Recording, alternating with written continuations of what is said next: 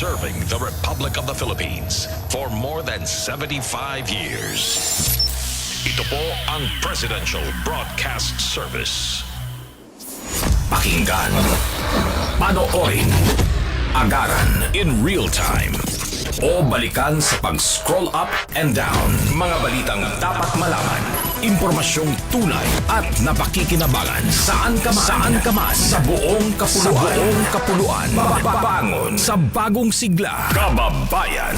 Kasama ang social media. Powered broadcaster ng bagong mamamayan. Tapat sa pag-uulat. Ito po ang Presidential Broadcast Service sa Metro Manila. Radyo Pilipinas 1, 738 AM.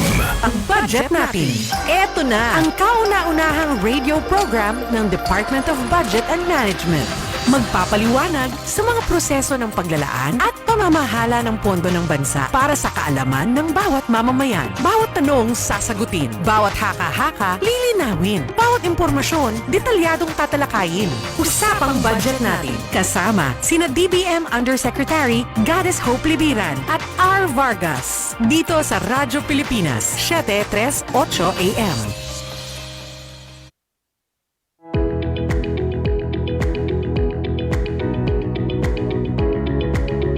6:04 ng gabi. Magandang gabi po sa pangalan po ni Department of Budget and Management Undersecretary Goddess Hope Libiran. Ako po si Jamie Quinto at welcome po sa programang Usapang Budget Natin dahil budget natin ito. Solo flight po tayo ngayon pero mamaya po sasamahan tayo ni partner Richard. Live na live po doon sa kung saan na may event ang usapang budget natin, ang event po ng Department of Budget and Management. Ang ating pong programa ay hatid sa inyo ng Department of Budget and Management at napapakinggan po ito sa Radyo Pilipinas 738 on your AM dial. At sabay din po tayong napapanood sa Channel 3 sa mga gumagamit po ng TV Plus. At sa channels 45 to 49 naman kung kayo po ay gumagamit ng For the Box. At syempre sa Facebook Live ng Radyo Pilipinas, napapanood at napapakinggan din po tayo sa FB page ng Philippine Information Agency at sa usapang budget page po ng DBM. Punong-puno po tayo sa balita at impormasyon sa mga programa natin ngayon at mamaya po ay makakasama rin natin online seller na taga Bicol, si Bettina Andrea Belen. Pero bago yan, narito muna ang ating budget news. Usapang budget natin. Budget news. Naglaan ang administrasyon ni Pangulong Ferdinand R. Marcos Jr. ng 230.057 billion pesos sa Department of Social Welfare and Development o DSWD. Sa ilalim po ito ng 2025 National Expenditure Program o NEP. Ito'y upang matulungan ang mga sektor na nangangailangan sa bansa. Ayon po kay DBM Secretary Amena Mina Pangandaman, ang pondong ito ay hindi lamang para tugunan ang mga pangangailangan ng mamamayan kundi bilang katuparan sa pangako ng administrasyon na hindi nito pababayaan ang higit na nangangailangan. Ang pondo ay bahagi ng 2.121 trillion pesos na inilaan sa mga social services mula sa kabuuang 6.352 trillion pesos na national budget para sa susunod na taon. Ang malaking bahagi ng pondo na 205.502 billion pesos ay ilalaan naman sa iba't ibang social assistance program ng DSWD, kabilang ang Pantawid Pamilya Program o 4Ps, Social Pension for Indigent Senior Citizens, Protective Services Program, Sustainable Livelihood Program, at Philippine Food Stamp Program. Ang 4Ps ay makatatanggap ng 114.185 billion pesos para sa tulong pinansyal at iba pang mga benepisyo para sa edukasyon, kalusugan at pangkabuhayan. Samantala, ang SPISC o ito pong Indigent Seniors o Social Pension for Indigent Senior Citizens ay paglalaanan ng 49.807 billion pesos upang mapabuti ang kalidad ng buhay ng mga indigent senior citizen. Ang naturang bahagi ng pondo ng DSWD ay ilalaan naman para sa Protective Services Program na may 35.186 billion pesos para sa mga nangangailangan, Sustainable Livelihood Program na may 4.433 billion pesos para sa pagpapaunlad ng kabuhayan ng marginalized na komunidad at 1.890 billion pesos naman para sa Philippine Food Stamp Program upang labanan ang gutom at magbigay ng magandang oportunidad sa trabaho. 6:09 ng gabi, pinahihintulutan ni Department of Budget and Management DBM Secretary Amena Mina Pangandaman ang pagpapalabas ng karagdagang 3.681 billion pesos para sa Department of Information and Communications Technology o DICT. Ang pondo ay ilalaan upang mapanatili ang pagpapatupad ng Free Public Internet Access Program sa buong bansa.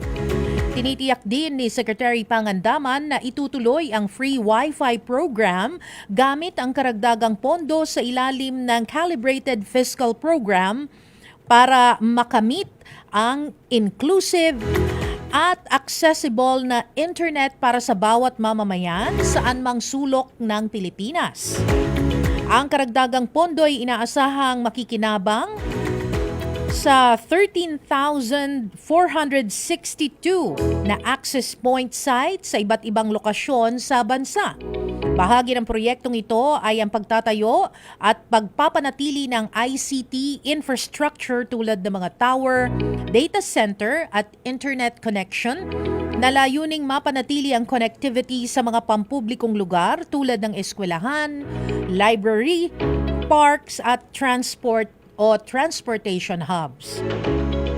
Hinihikayat ni Secretary Pangandaman ng DICT na agarang simulan ang pagpapalabas ng pondo at pabilisin ang pagpapatupad ng programa dahil naiintindihan nilang pangangailangan ng mga mamamayan. Para sa maaasahang internet access, ang karagdagang pondo ay kukunin mula sa special account in the General Fund Free Public Internet Access Fund. Para po sa fiscal year 2024, bukod pa sa 2.5 billion pesos na inilaan para sa FPIAF sa kasalukuyang taon na inaasahang ganap ng na-obligate ngayong buwan. Samantala, sa iba pang balita, ipinahayag ni Department of Budget and Management Secretary Amena Mina Pangandaman sa kapihan sa Manila Bay ang mga pagbabago na dulot ng New Government Procurement Act. Ayon sa kanya, layunin ng bagong batas na iwasan ang mga issue tulad ng formally sa pamamagitan ng mas mahusay na safeguard sa procurement process. Ang NGPA na nilagdaan ni Pangulong Ferdinand R. Marcos Jr. noong July 2024 ay itinuturing na pinakamahalagang anti-corruption law sa kasaysayan. Ipinaliwanag ni Secretary Pangandaman na ang pagbuo ng implementing rules and regulations ay kasali ang mga development partners tulad ng World Bank, Asian Development Bank at United Nations.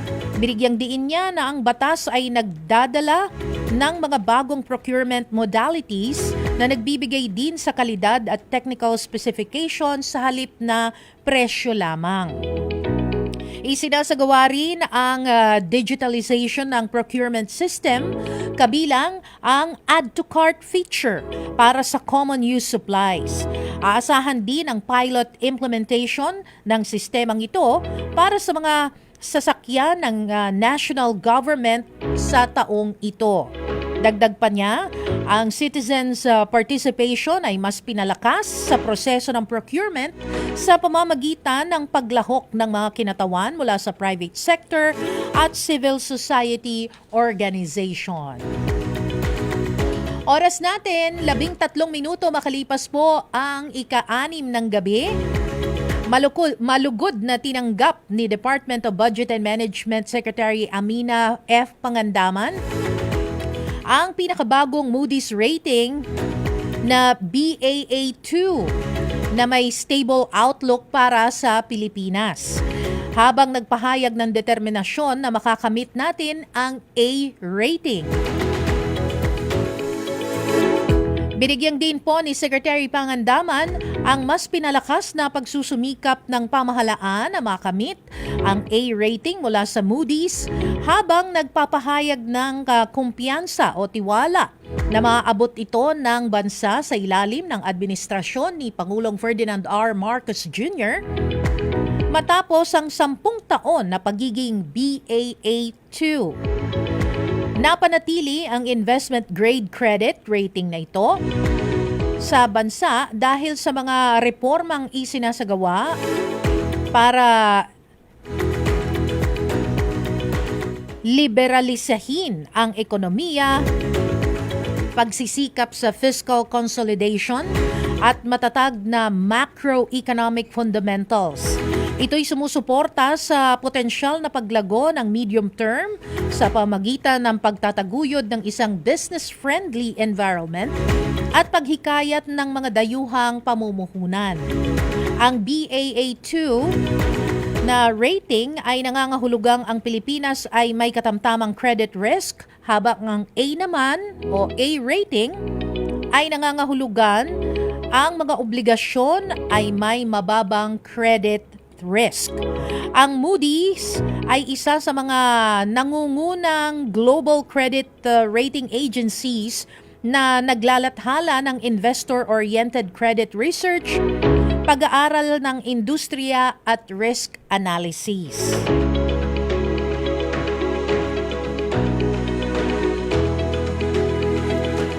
Samantala, 6:15 ng gabi, iginawad naman po ng Public Attorney's Office o PAO kay Department of Budget and Management Secretary Mina Pangandaman ang parangal bilang outstanding public servant sa pagkilala sa kanyang mahusay na serbisyo publiko.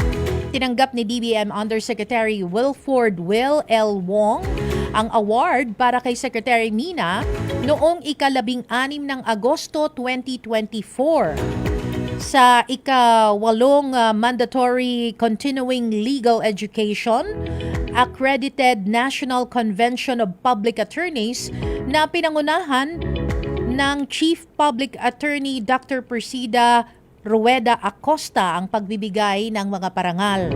Sa acceptance speech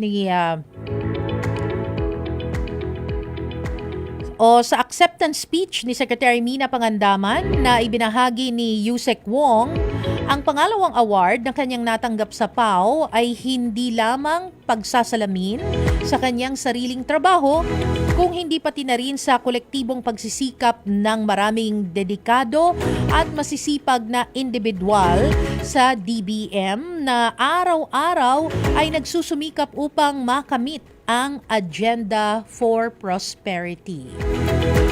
At yan po ang mga tampok na balita sa ating Budget News.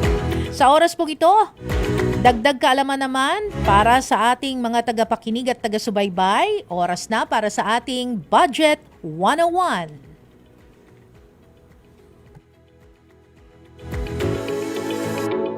Hello, Budget Peeps!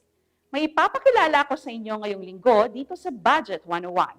Si Billy Bayong, isa sa 3 innovative digital platforms na inilunsad ng Government Procurement Policy Board Technical Support Office o GPPB-TSO. Sino nga ba si Billy Bayong at ano ang papel niya sa procurement process? Tara't alamin natin yan dito sa Budget 101. Dahil sa nagdaang pandemya, natuto tayong gumamit ng online platforms upang maipagpatuloy ang trabaho at maisagawa pa rin ang mga karaniwang proseso. Kaya naman, ipinakilala ng GPPB-TSO si Billy Bayong, ang brand ambassador ng ahensya upang lalong makaengganyo sa digital space ang mga infographic material ng ahensya tungkol sa public procurement. At bilang bahagi ng adhikaing digitalization ng gobyerno, in-upgrade bilang isang AI chatbot si Billy Bayong mula sa pagiging 2D infographic material. Dahil sa inisyatibang ito, mayroon ng 24/7 access ang publiko sa anumang impormasyon na may kinalaman sa government procurement at mga serbisyong ibinibigay ng GPPB-TSO. Anumang tanong ay sisiguruhin ni Billy Bayong na masasagot ito ng konkreto at eksakto. Ang paglulunsad sa Billy Bayong chatbot ay parte ng dedikasyon ng ahensya upang siguruhin ang transparent, accountable, at efficient na government procurement. Maaari niyo pong bisitahin si Billy Bayong sa official website at mga subsites ng GPPB-TSO. Kaya Budget Pips, kung halos mamuti na ang buhok niyo sa kahihintay ng reply ni Crash, si Billy Bayong hindi ka paghihintayin. Biro lamang po. Kita-kits po tayo sa mga susunod pang episode ng Budget 101.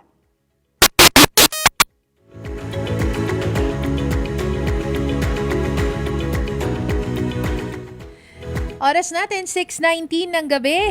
Napanood po ninyo ang isa sa tatlong innovative digital platform na inilunsad ng Government Procurement Policy Board, Technical Support Office o GPPB-TSO, si Billy Bayong. Si Billy Bayong ay isang AI chatbot na kung saan may 24/7 access ang publiko sa anumang impormasyon na may kinalaman sa government procurement at mga serbisyong ibinibigay po ng GPPB-TSO. Sa inisyatibang ito ay bahagi ng dedikasyon ng ahensya ang tiyakin ng transparent, accountable at efficient na government procurement. Sa muli po, inaanyayahan namin kayong bisitahin si Billy Bayong sa official website at mga subsite ng GPPB-TSO. Ano man ang inyong mga katanungan, tsak po na si Billy Bayong na mabibigyan kayo ng malinaw at konkretong sagot. Salamat po kay Ms. Laura Alvarez ng GPPB-TSO sa paghahatid po ng balitang ito.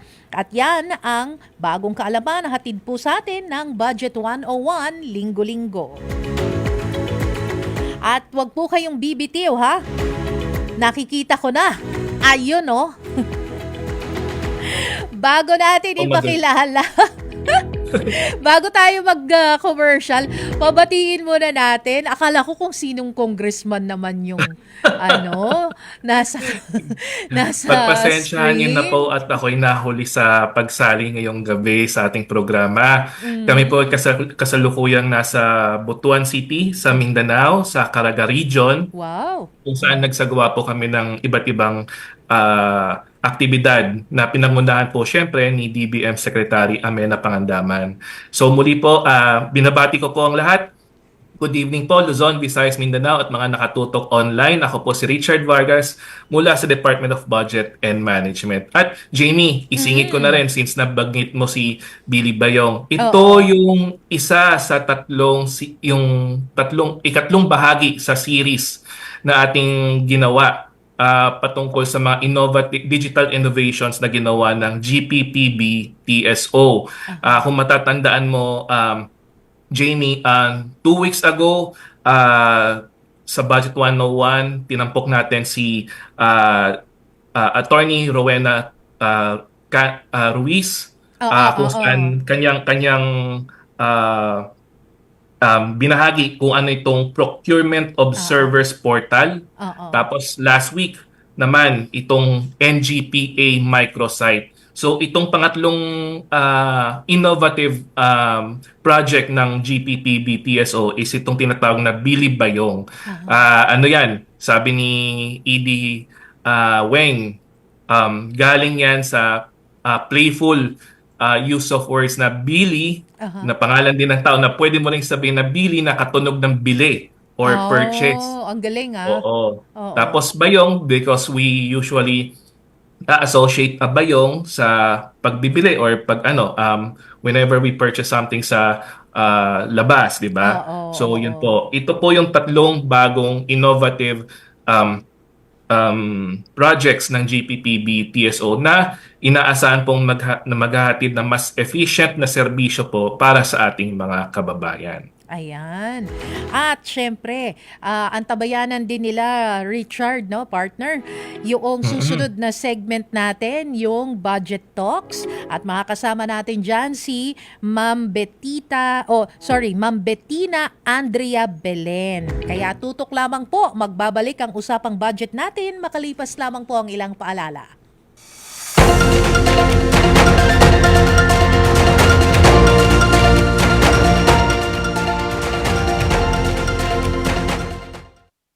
Sa komentaryo, patas at matalino. Alam nyo naman, both houses dapat yan eh. Hindi naman po pwedeng dyan lang sa Senado, hindi naman po pwedeng dito lang sa Kamara. Sa dami po ng mga magsasaka na nangangarap na mabigyan po ng pagkakataong maibenta kanilang mga produkto dito po sa Maynila. Fake news, binubura, tinutuwid mga binaluktot na balita. Na-interview pa nga natin ng PhilHealth dito. Pinupush nga po nila yung karagdagang premium. Tayo no, sa FDA kasi ay ginawa, alisunod na rin no, tinatawag na create law. Radyo Pilipinas, 7:38 AM. Sa balita't impormasyon, tapat sa pag-uulat.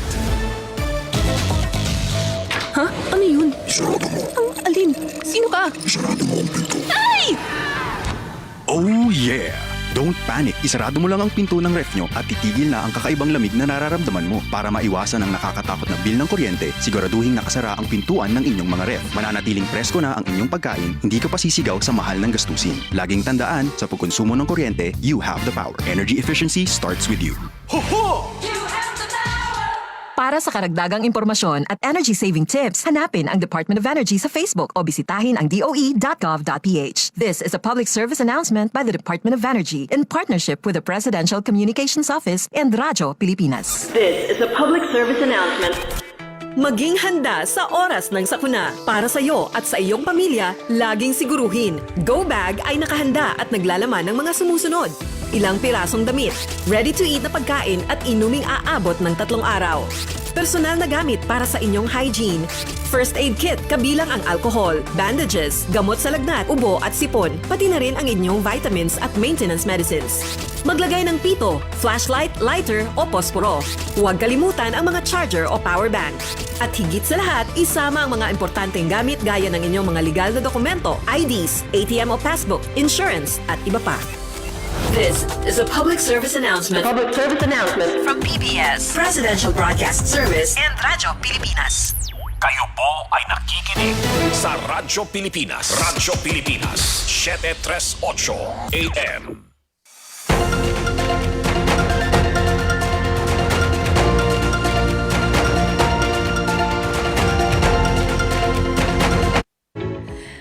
Oras natin, 6:26 ng gabi.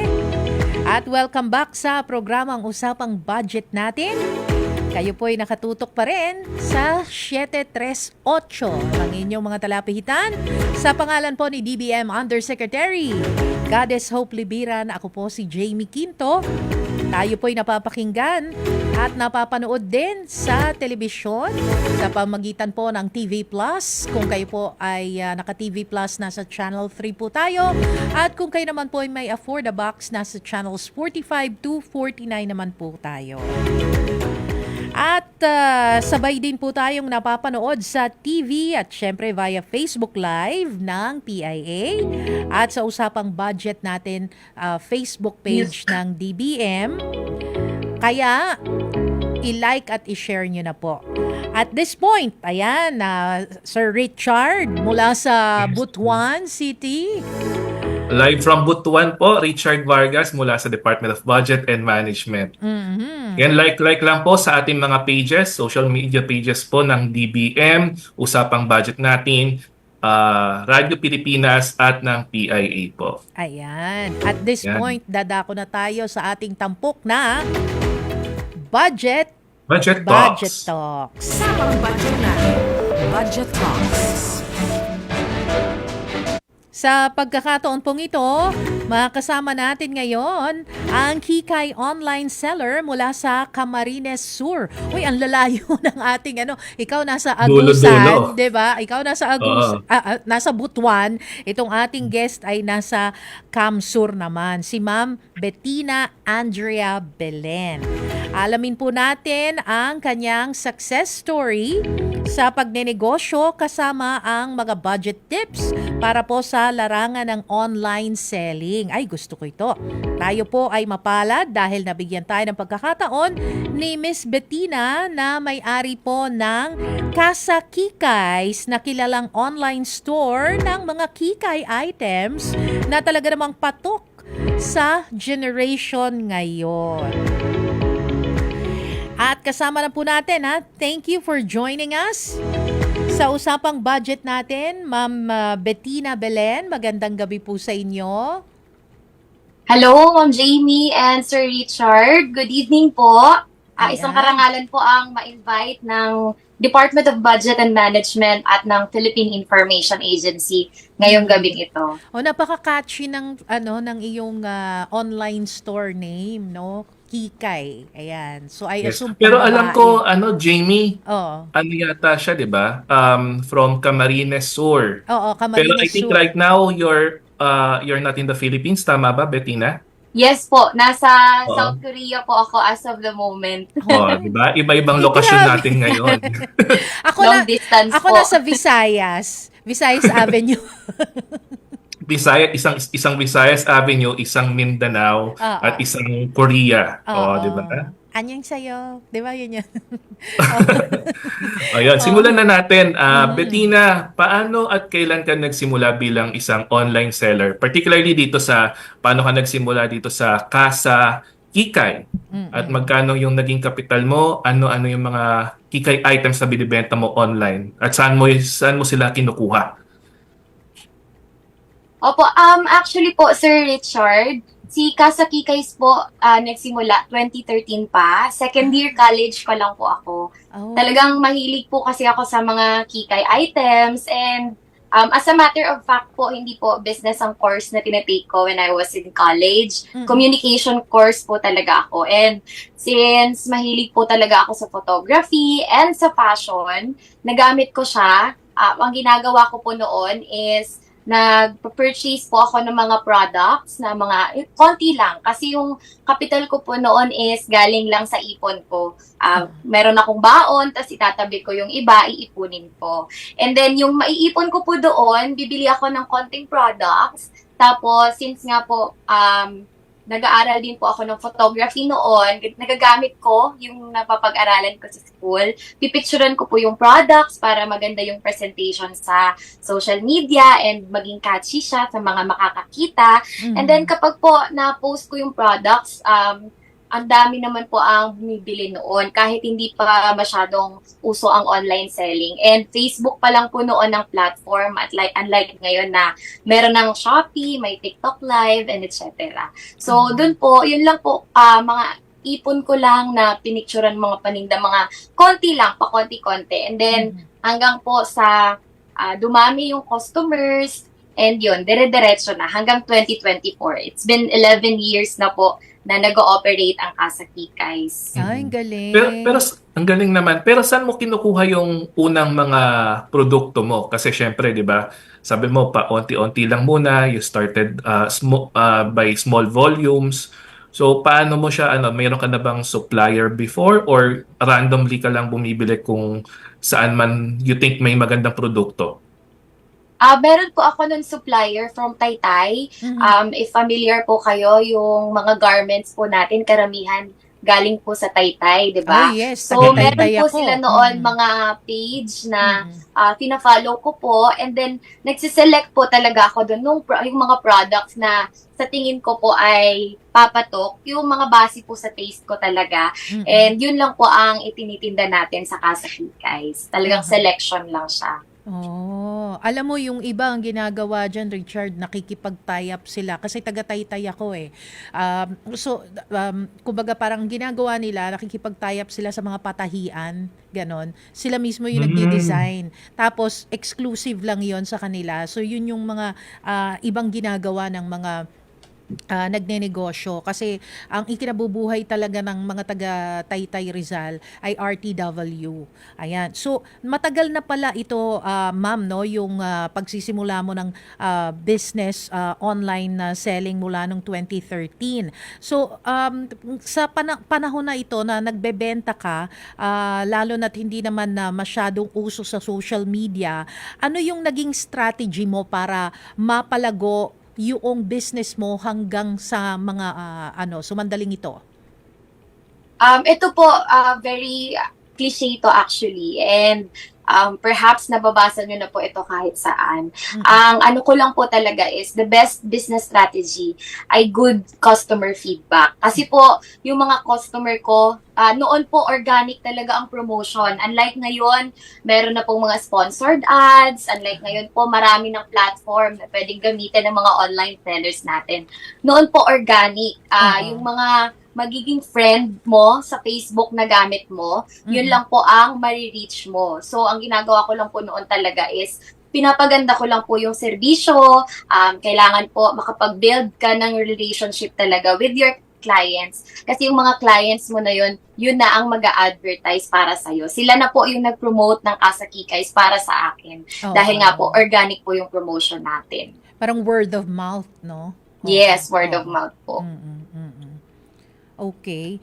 And then, siguro, Richard, ikaw may tanong ka ba kay... Oo nga, pero yung, di ba, karamihan sa mga tao ngayon, before, hindi naman sila masyadong tutok sa social media. Ngayon, like everyone is on social media right now. And syempre, medyo tight na rin ang competition pagdating sa online selling, di ba? Tapos, alam ko, meron na ring restriction ngayon at to some extent yung Meta. I don't know if IG meron na rin or di ba? TikTok, alam ko to some extent parang meron na ring certain restrictions pagdating sa online selling. So, paano ka nag-a-adapt sa ganitong environment? Tsaka, given nga na marami na ring pumapasok sa online selling, paano ka nakikipag-compete or paano mo how do you take care of your customers or your buyers, di ba? Ano yung sikreto mo doon? Lalo na yung doon? mga loyal, no? Yung mga loyal, yes. In terms of competition po, ang lagi ko naman na iniisip is, although marami na po ang pwede mag-online selling, super laki din po ng market natin online. Sa Facebook lang po, we have 87.7 million users as of 2024. And kung magagamit po talaga natin ng tama yung platform, mami-minimize natin yung competition among the online sellers. Pero since sobrang dami nga po, of course, meron pa rin po tayong kailangan gawin ng mga strategies para meron po tayong parang pinagkaiba doon sa mga online sellers na katulad natin. Isa na po dyan is of course ang pag-devise ng mga pakulo. Kailangan po talaga marami kang mga pa-promo, marami ka po yung mga catchy na mga strategy para po yung mga clients patuloy po ang pagbalik sa'yo. And bukod po dyan, kailangan marunong ka din mag-adapt. Lalo na po ngayon si Meta talaga, pinahihirapan po talaga kami sa totoo lang. And even po si TikTok, lalong sobrang hirap po ngayon mag-mention ng mga brands and etc.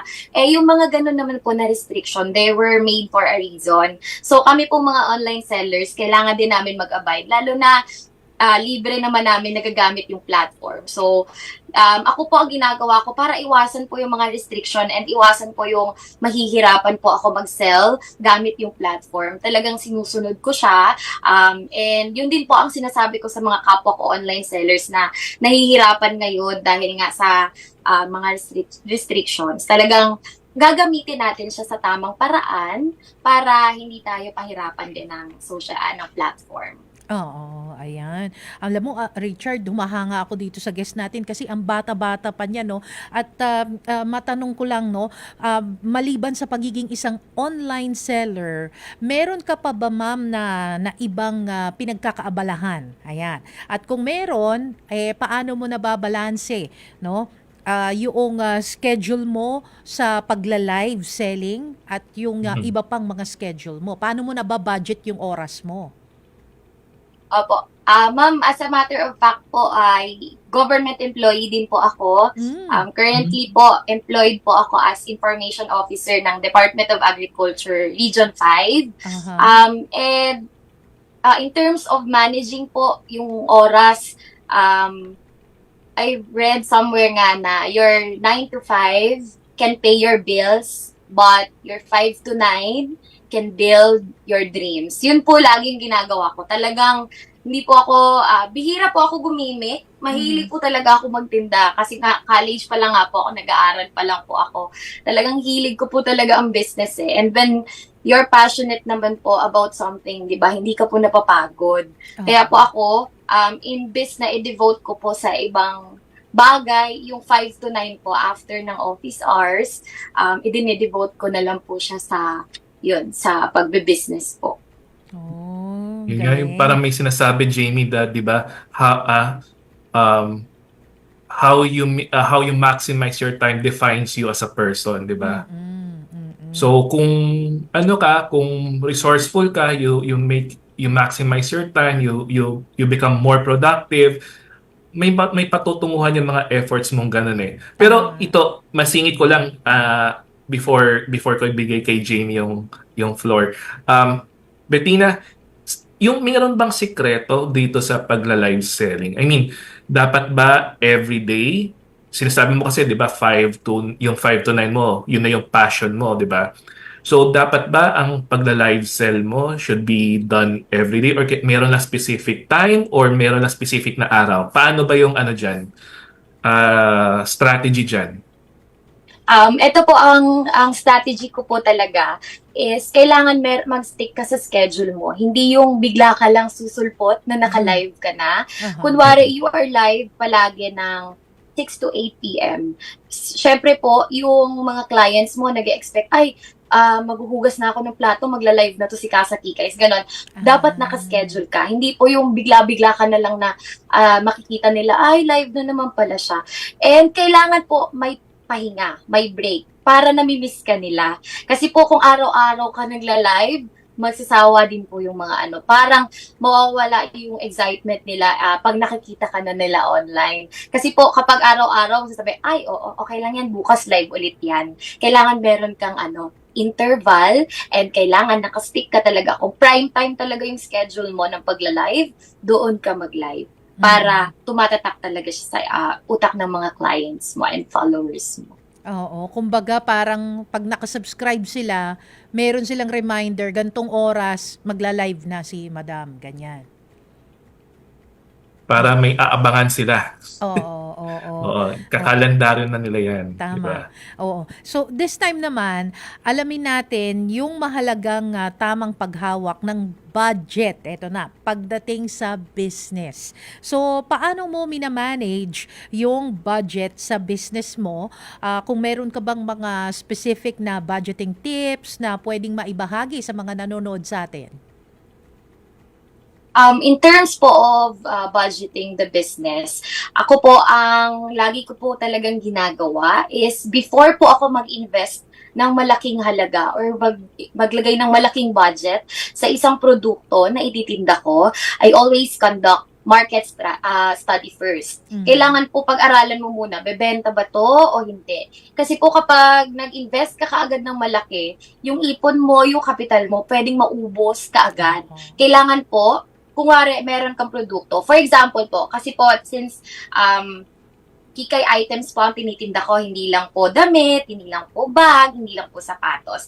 Every time magre-release po ako ng bagong collection o kaya ng mga bagong produkto, bibili muna po ako ng konti. Kunwari po, meron akong i-release ng mga sapatos. Bibili muna po ako ng 10 piraso. Titingnan ko po yung response, kung ano ba, na-excite ba yung mga client, ano ba, dumami ba yung messages, ano ba yung traffic. pag-aaralan ko muna po.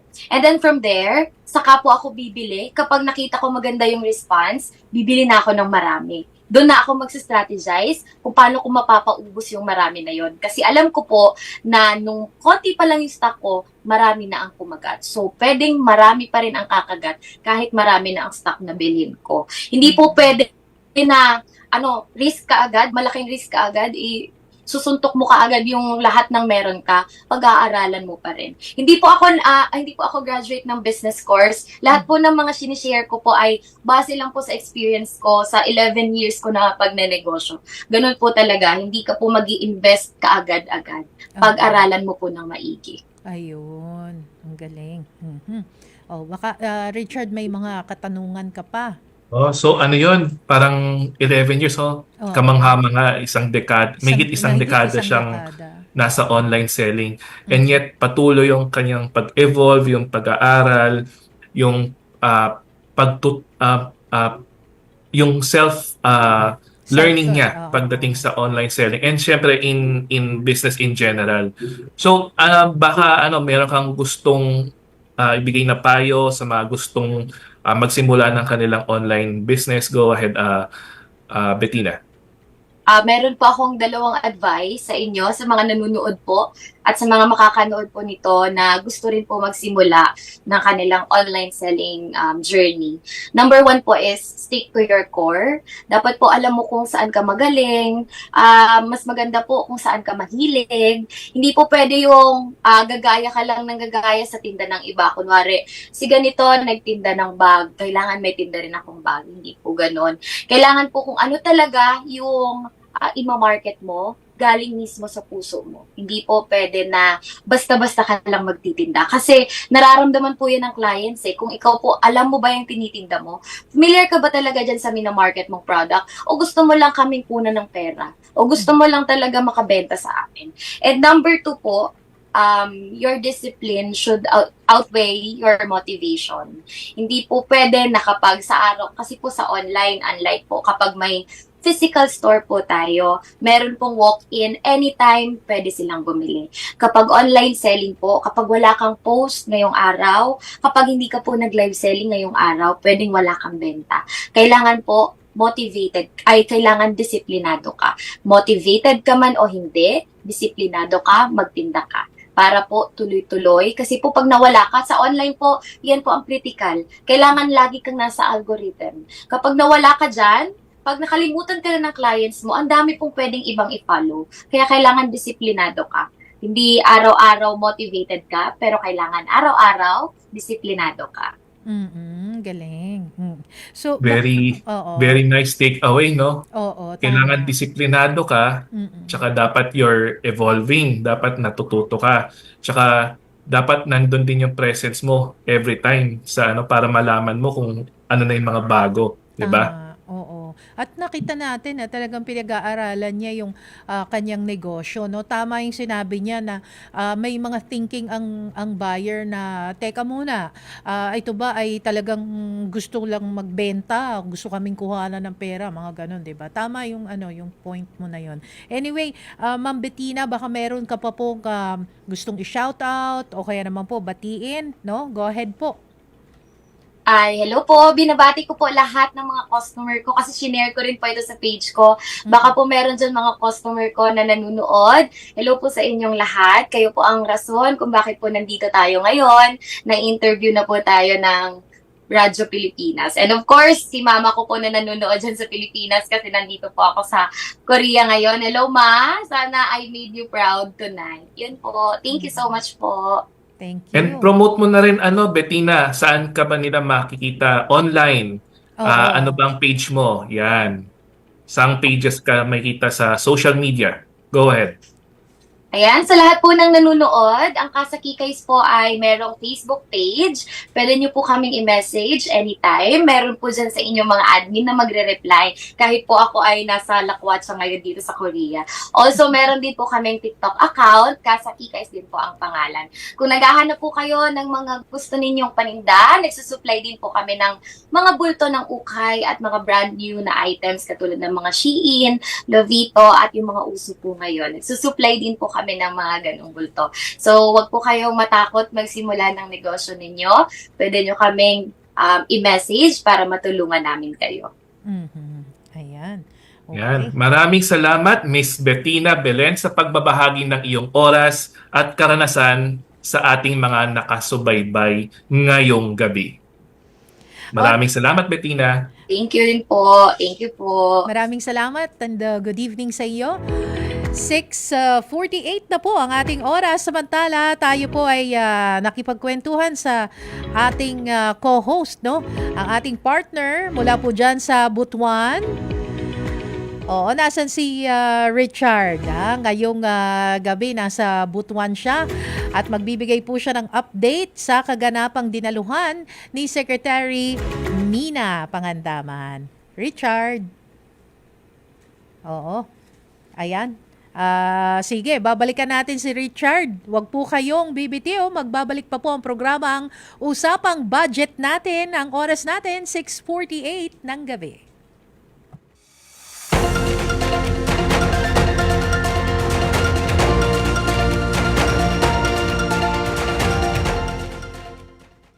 Sa pagbabalita, tamang impormasyon ang inyong makukuha. Patuloy ang pagbabalakas ng Bureau of Soils and Water Management. Pangulong Ferdinand R. Marcos Jr. nais na maging no-bully zone. Tayo ng housing development sa Camp Abu Bakar. Totoong balita sa gitna ng bawat kaganapan. Patuloy pa rin ang paghahatid ng tulong ng Department of Dedicated din niya ang NTF-ELCAC na isulong ang transparency. na naisilbi ng mga tauhan ng Criminal Investigation and Detection Group. Radyo Pilipinas, 7:38 AM. Sa balita't impormasyon, tapat sa pag-uulat.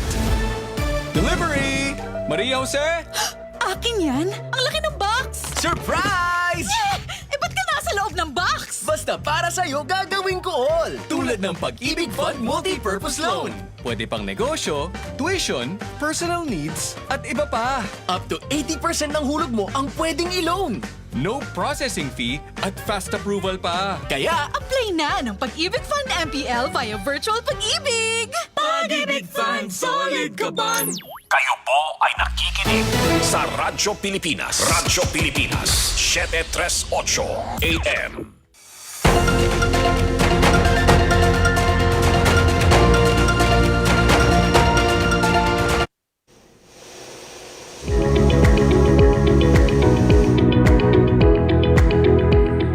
Sampung minuto na lamang po at alas 7 na ng gabi. Welcome back! Kayo po ay nakatutok pa rin sa usapang budget natin. Sa pangalan po ni DBM Undersecretary Goddess Hope Libiran, ako po si Jamie Quinto at partner. At ako naman po si Richard Vargas, live dito po sa siyudad ng Butuan dito sa Caraga, sa Mindanao. At sabi nga po natin bago tayo mag-break, no, naipangako natin na bibigyan tayo ng update ni partner Richard sa mga event ng DBM dyan po sa Butuan City. Kamusta naman dyan, Richard? Anong mga ganap sa Butuan? Okay, Jamie, kasalukuyan meron ngayong araw nandito tayo ang buong team ng DBM para sa tatlong events or apat na events actually. Yung una, kanina umaga nagkaroon tayo ng Public Financial Management Competency Program na seminar na ginawa rin dito sa sentro ng Butuan. At kasunod nito yung Open Government Pinas or yung OG Pinas.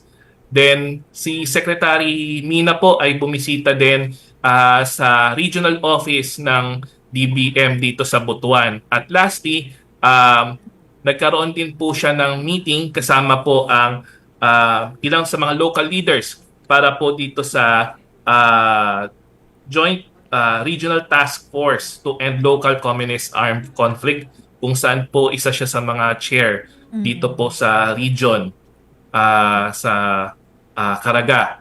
Opo. At medyo napaka-productive, Jamie, yung ating programa kasi this morning yung sa PFMCP umabot po sa 659 po na participants mula sa iba't ibang probinsya ng Agusan del Norte, Agusan del Sur, Surigao del Norte, Surigao del Sur, Dinagat Islands, Butuan City and yung mga katabing cities po ng na nasa loob ng region, pumunta po dito sa Butuan para po matuto ng kung paano ma-maximize yung kanilang capabilities. Actually, this is a capacity building training na patuloy na ginagawa ng DBM para sa ating mga local budget officers mula provincial hanggang city, municipal level. Hangad po nito na ma-promote ang good governance, accountability, and effective resource management ng ating mga localities. Ngayon po, kasunod dito yung OG Pinas, nagkaroon din po ng parang pledge or oath para po i-promote ang open government na isa po ang Pilipinas sa mga founding countries po since if I'm not mistaken, it's 2011. So, dito po sa Butuan, meron pong 300 more or less na attendees sa OGP na kinabibilangan ng mga local government officials, members of the academe, youth, civil society organizations, at mga stakeholders po. Na ang hangad po ng OGP is to uphold transparency, accountability, and citizen engagement and sa paggamit po ng technology and or digitalization. Alam mo, napaka-busy talaga at napakasisipag ng mga taga-DBM. Imagine, 4 events simula pa kaninang umaga. Tama ka dyan, partner. Actually nga, di ba? Di ka ba napapagod? Nagpo-programa pa tayo ngayon. Oo, di ba? Nagsimula ang araw po natin. Actually, si Secretary Nina, nagsimula po ang araw niya as early as 2 a.m. daw. Wow. So, kasi she has to fly as early as, I think, 4 or 5 a.m. Tapos nandito na po siya ng 6 a.m. So, sunod-sunod na po na programa po ito. And this is her first time dito sa Caraga. And yun nga po, dahil isa sa mga hangad niya is mabisita talaga. Dahil as a manager, as a secretary of a national government agency, hangad po niya na mabisita lahat at kamustahin yung mga opisina o yung mga empleyado na kanyang kinasasakupan. So this is her first time here in Caraga and sobrang saya po niya to be with the employees, to be with the leaders of Caraga RO or Regional Office na pinangungunahan po ni Regional Director Maria Fe Hagna at ni Assistant Regional Director Jeanette Partosa. Abangan po natin si RD Hagna, si Mang Peng. Kung tawagin po namin siya dito sa DBM, si RD Peng. Makasama din po natin siya one of these episodes ngayong buwan dito po sa UBN. Ayun. Okay, baka may mga pa-shoutout ka pa, Richard, bago tayo magpaalam. Syempre. Syempre, hindi ko palalampasin ang pagkakataong ito kahit na nasa Butuan tayo, no, Jamie? So, shoutout po sa buong angkan ko, sa Novaliches, sa mother side, ang Chavez family po. Shoutout po sa inyo lahat. Sana po ay masaya po kayo kung nasan po kayo ngayon sa Novaliches kasi marami akong kamag-anak dyan sa area na yan. Ayun. Tapos po, shoutout rin po sa mga, syempre dito po sa regional office po ng DBM sa Caraga. So salamat po sa inyong hospitality. Maraming salamat po sa binigay ninyong pagkakataon na makasalamuhan namin kayo through the different activities na inyo pong inihanda para po sa buong party po ng DBM. Kasama po natin, bukod po kay Secretary Nina, obviously si Secretary Nina yung head of ng ating party dito sa DBM. Kasama rin po natin yung ating mga undersecretaries, Undersecretary Wilford Wong, Undersecretary Margo Salcedo, at syempre ang ating idol, si Undersecretary Goddess of Libira, na namimiss din natin dito sa UBN. Oo nga, oo. At syempre, magpapasalamat tayo sa tuwina sa DBM, sa usapang budget natin family, dahil kayo po ay isang karangalan na ako'y laging napagtitiwalaan dito sa programa. Richard, talagang iba yung aura mo ngayon, ha? Talagang para kang kongresista na, ha? At mukhang bagong hairdo mo pa, ha? Hindi po. Actually, fresh na fresh ang datingan mo, ha? Ay, partida po, pagod po ako. Wow! Dahil po sunod-sunod rin yung mga activity, syempre, kailangan i-maintain pa rin natin energy na kahit na nakakaramdam tayo ng konting pagod, syempre yung energy dapat natin ganun kasi syempre ang pagiging serbisyo, ang ating pagiging public servant dapat hindi natitigil yan. 24/7 po na trabaho po sa atin yan. Tungkulin po natin yan sa bayan. Oo. At tayo, again, nagpapasalamat. At nako, magpapaalam na rin tayo, partner, ha? Diyan po nagtatapos ang ating usapang budget natin sa pangalan pa rin po ni DBM Undersecretary Gades Hope Libiran. Ako po si Jamie Quinto. And, samahan niyo po muli kami sa susunod na Biyernes mula alas 6 ng gabi hanggang alas 7. Dito pa rin po sa himpilan ng Radyo Pilipinas na napapanood din po sa TV at syempre po sa Facebook Live ng Radyo Pilipinas, Philippine Information Agency at Usapang Budget Natin page ng DBM. Nawa po ay may napulot at natutunan kayo sa aming mga itinampok dito sa ating programa. At tabayanan po ninyo ang susunod nating programa, ang Salam Radio. Mula po dito sa Butuan City, ako po si Richard Vargas mula sa Department of Budget and Management. At ito ang Usapang Budget Natin. Dahil budget natin ito. Usapang Budget Natin. Kasama sina DBM Undersecretary Gades Hope Libiran at R. Vargas. Dito sa Radyo Pilipinas, 7:38 AM. This is a public service announcement. Maging handa sa oras ng sakuna.